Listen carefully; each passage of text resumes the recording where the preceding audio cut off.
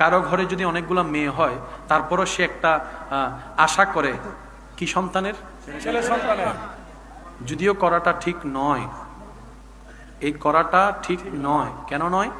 ছেলে হবে না মেয়ে হবে সিদ্ধান্ত আল্লাহ।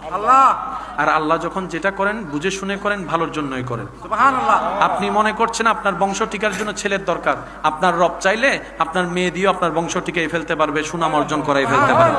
সেজন্য যাদের ঘরে সন্তান আছে, যেই হোক সন্তান, এটা ছেলে হোক মেয়ে হোক, শুকরিয়ার নামাজ পড়ে রবের কাছে দোয়া করেন, আল্লাহ বর্তমান সময়ে সন্তানই হচ্ছে না, এরকম হাজার পরিবার আছে, তুমি অন্তত আমাকে একটু আব্বু ডাকটা শোনার সুযোগ দিয়েছো, আম্মু ডাকটা শোনার সুযোগ দিয়েছো।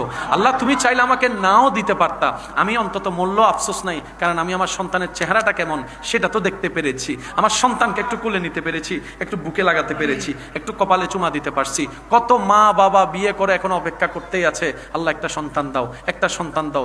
যারা একসময় মানুষ চিন্তা করে মেয়ের দরকার নাই, পুত্র সন্তানের দরকার, যাদের সন্তান হচ্ছে না তাদেরকে একবার জিজ্ঞেস করেন, ওনারা বলবে বাবা ছেলের দরকার না, একটা মেয়ে হলো দেন, আল্লাহ একটা মেয়ে হলো দেন, একটা মেয়ে হলো দেন। আমি মা ডাকটা শুনতে চাচ্ছি, আমি আব্বু ডাকটা শুনতে চাচ্ছি, আমি বাবা ডাকটা শুনতে চাচ্ছি। সেজন্য বুদ্ধিমানরা আল্লাহর ফয়সালায় কখনো নারাজ হয় না। তারা কি বলে জানেন?